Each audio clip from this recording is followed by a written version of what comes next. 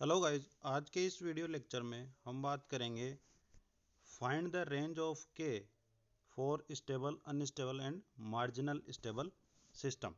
पिछले वीडियोस में हमने पढ़ा था कि राउ थ्योरी की सहायता से किसी भी सिस्टम की स्टेबिलिटी राउ थ्योरी फॉर्मेशन करके कैसे चेक की जाती है। अब आपको कई क्वेश्चंस में पूछा जाएगा कि सिस्टम गेन जो के होता है उसकी रेंज क्या होती है जब ये आपका सिस्टम या तो स्टेबल हो या अनस्टेबल हो या मार्जिनल स्टेबल हो।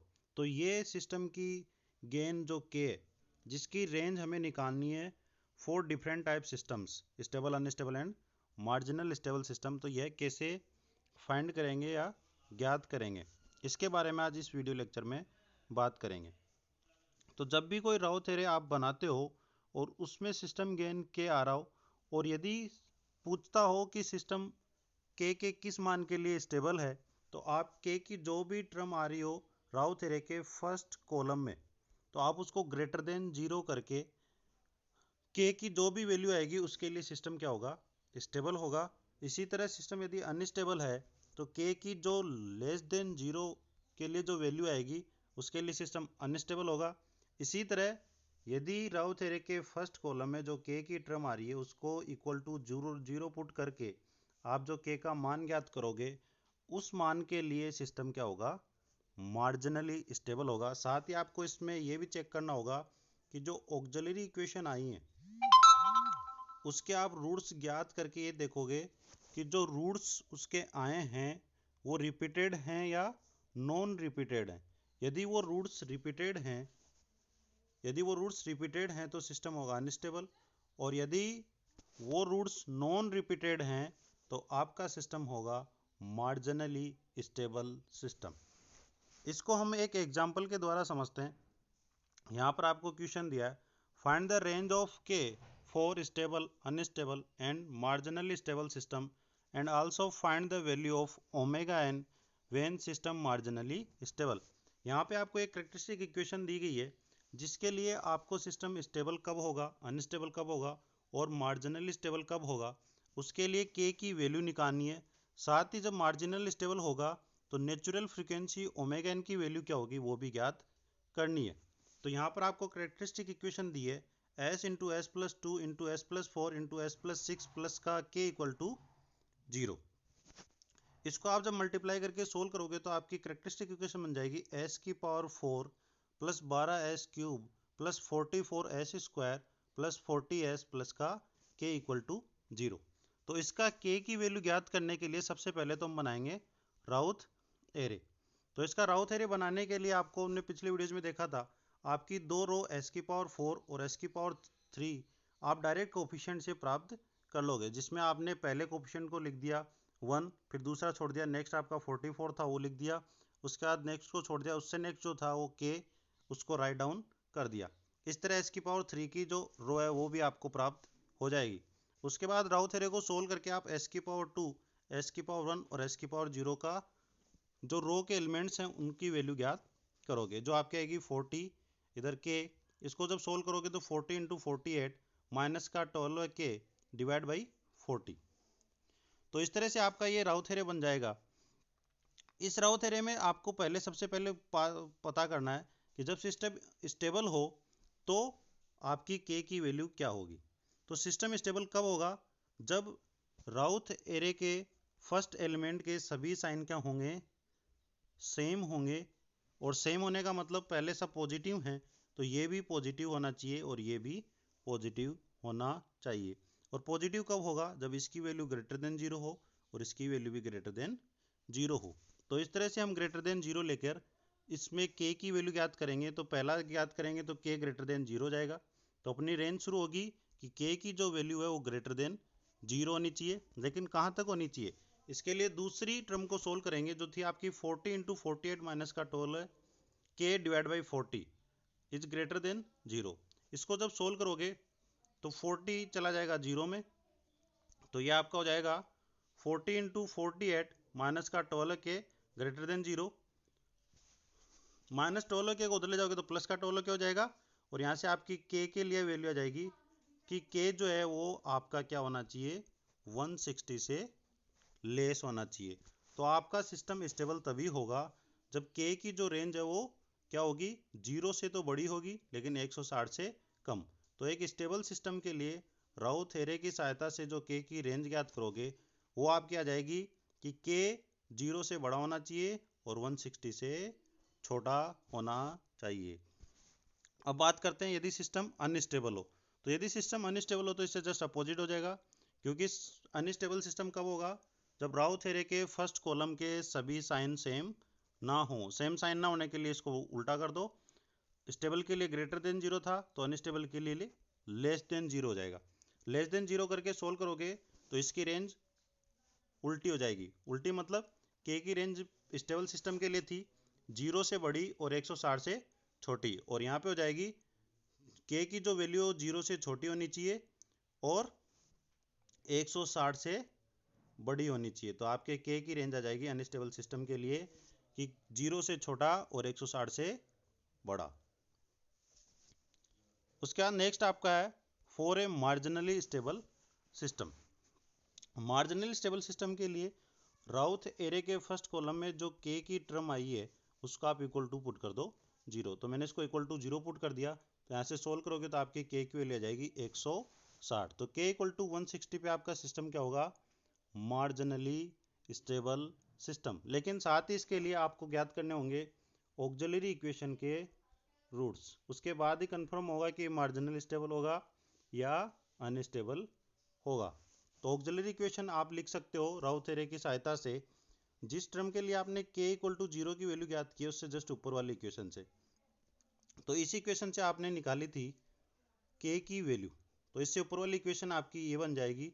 तो इक्वेशन बन जाएगी 40 इंटू एस स्क्वायर प्लस का के इक्वल टू 0। अब इस इक्वेशन की सहायता से आपको रूट्स ज्ञात करने, तो आपने इक्वेशन लिख ली 40 एस स्क्वायर प्लस के इक्वल टू 0। यहाँ से मैं के की वैल्यू पुट कर दूंगा तो आ जाएगा 40 S square plus 160 equal to 0।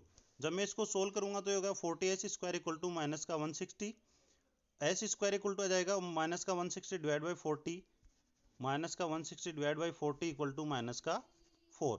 जब इसका अंडर रूट लोगे तो ये आपका जाएगा S equal two plus minus J2। मतलब आपके दो पोल्स ऐसे हैं जो इमेजिनरी एक्सिस पे हैं, एक आपका है J2 पे और एक आपका माइनस का J2 पे। तो आप देख रहे हो कि पोल जो हैं वो नॉन रिपीटेड है। पोल जो क्या है इमेजिनरी एक्सिस पे तो ही साथ साथ क्या है नॉन रिपीटेड है। इसका मतलब क्या हुआ का आपका जो सिस्टम होगा वो क्या होगा, मार्जिनल स्टेबल सिस्टम होगा। साथ ही आपको पूछा है कि जब मार्जिनल स्टेबल होगा तो नेचुरल फ्रीक्वेंसी ओमेगा एन की वैल्यू क्या होगी। तो आपको पता है एस इक्वल टू होता है जे ओमेगा एन। तो यहाँ पर आपका एस इक्वल टू आया है प्लस माइनस J2, तो ओमेगा एन की वैल्यू हो जाएगी प्लस माइनस का 2 रेडियन पर सेकेंड। तो आप ओमेगा एन इक्वल टू आपकी रेडियन नेचुरल फ्रीक्वेंसी की वैल्यू आपकी आ गई 2 रेडियन पर सेकेंड। तो इस तरह से आप राउ थ्योरम की सहायता से किसी भी सिस्टम के स्टेबल, अनस्टेबल और मार्जिनल स्टेबल होने के लिए सिस्टम के गेन के की रेंज आप ज्ञात कर सकते हो कि किस रेंज में सिस्टम स्टेबल होगा और किस में अनस्टेबल होगा। इसी तरह एक न्यूमेरिकल को और सोल्व करते हैं। यहाँ पर आपको दिया है find the maximum value of K for a stable system for following system. आपको एक ओपन लूप ट्रांसफर फंक्शन दिया है किसी सिस्टम का k इंटू ई की पावर माइनस का s divide by s into S square plus 5s plus का 9। इसके लिए आपको क्या निकालनी है, k की मैक्सिमम वैल्यू ज्ञात करनी है। आपको सबसे पहले ओपन लूप ट्रांसफर फंक्शन दिया गया है, तो इसमें आपको एक नई चीज दिख रही है e की पावर माइनस s को कैसे सोल्व करोगे। तो e की पावर माइनस s की एक एक्सपांड सीरीज होती है जो मैंने यहाँ पर लिख रखी है, e की पावर माइनस का s equal to 1 minus S plus S square divide by root 2 minus का एस की पावर 3 फैक्टोरियल 3 प्लस एस की पावर 4 डिवाइड बाई फैक्टोरियल 4। तो ये जो आपको सीरीज दी गई है आप इसकी सहायता से e की पावर माइनस एस का विस्तार कर सकते हो, लेकिन लो फ्रिक्वेंसी की वजह से एस की जो हायर पावर्स हैं एस स्क्वायर, एस की पावर 3, एस की पावर 4, ये सारे की सारी क्या हो जाएंगी नेग्लिजिबल।